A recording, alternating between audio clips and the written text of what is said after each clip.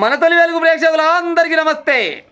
జంతర్ మంతర్ జడ్జీయన జంతర్ మంతర్ అయిపోయినట్టుంది అనుకుంటారు జనాలంతా. అయిపోలేదంట ఇంకా.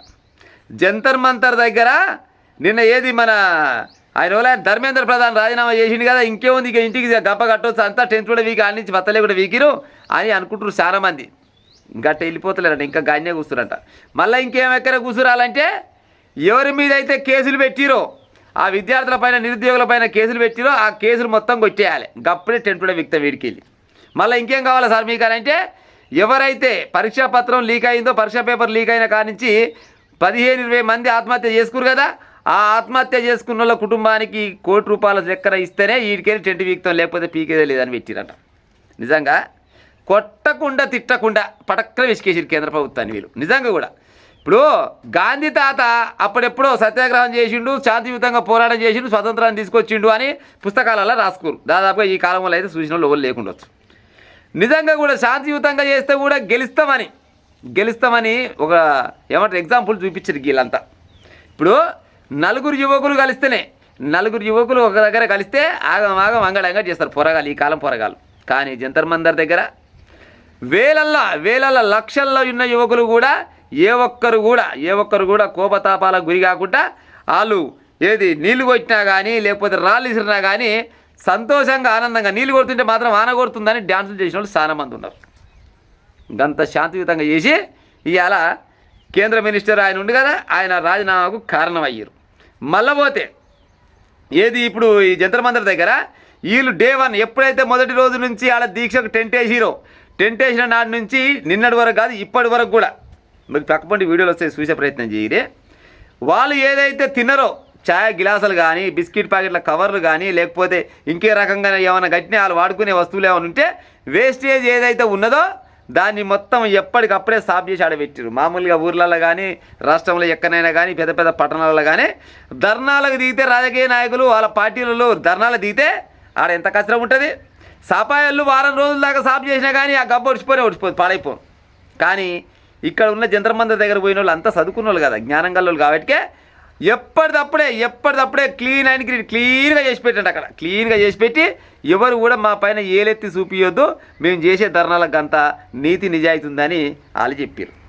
వాళ్ళు కేవలం బాబాసాహెబ్ అంబేద్కర్ గారి ఫోటో పట్టుకొని మాకు న్యాయం కావాలి, భారత రాజ్యాంగం ప్రకారమే వెళ్తున్నాం మేము. దాదాపుగా భారత రాజ్యాంగంలో ఏముంటుంది, శాంతిని మనం ఎవరిని హింసించొద్దు అనేది ఉంటుంది కదా, దానికి సంబంధించే భారత రాజ్యాంగాన్ని పట్టుకొని ఎవరిని కూడా ఇబ్బంది పెట్టొద్దు, మాకు కావాలి న్యాయం అంతే, ఇంకో ముచ్చటే లేదు. కేవలం అంబేద్కర్ గారి ఫోటోను చూపించి ఇవాళ ఇంత పెద్ద విజయాన్ని సాధించుకొచ్చారు.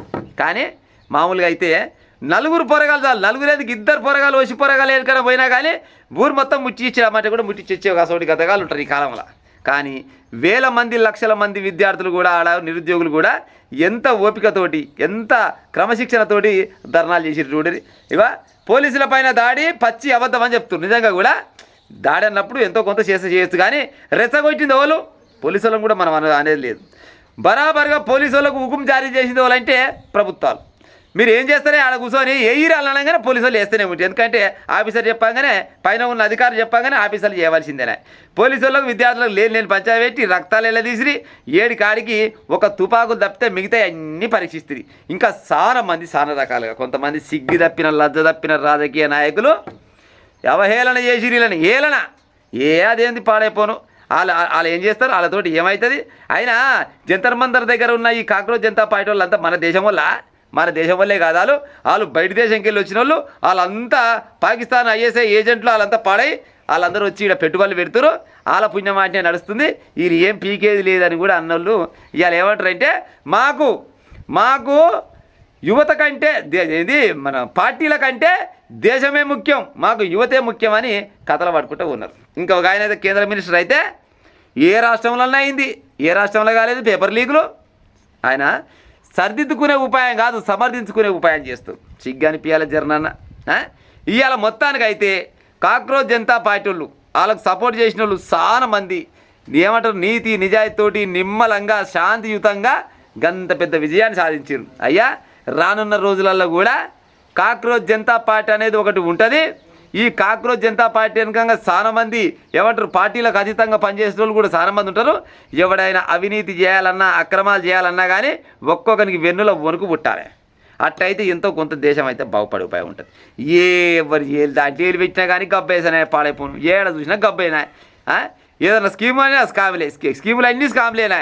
మంత్రి కావచ్చు, ఎమ్మెల్యే కావచ్చు, మనపోతే కేంద్ర మినిస్టర్ కావచ్చు, ప్రధానమంత్రి కావచ్చు, ఎవరైనా సరే అవినీతి చేద్దామనే ఆలోచన వచ్చిందనుకో కొడుక మీ వెనక మా కాక్రోచ్ జనతా పార్టీ అనేది కన్నేస్తుంది, మీ ఒక్కొక్కరి పని చేస్తుంది అనేది కూడా మెసేజ్ ఫార్వర్డ్ చేసినట్టే. వీళ్ళు చెప్పకనే చెప్పేసిరు వీళ్ళ పేరు. ఒక ఆయన పేరేమో అభిజిత్ దీప్కే అంట, ఇంకొక ఆయన పేరు ఇంకేది సౌరవ్ దాసు, ఇదేమో అశుతోష్ అంట. కానీ నిజంగా మీరు మరి ఏ దేవుడు పంపించారో మిమ్మల్ని ఎవరు పంపించారో కానీ మునగాని పని అంటే మునగాని పని చేసారు. ప్రపంచం మొత్తం భారతదేశం వైపు చూస్తుంది ఇవాళ. దాదాపుగా అదే శ్రీలంక, బంగ్లాదేశ్, నేపాల్లో ఎంత పెద్ద లొల్లిలైనాయి.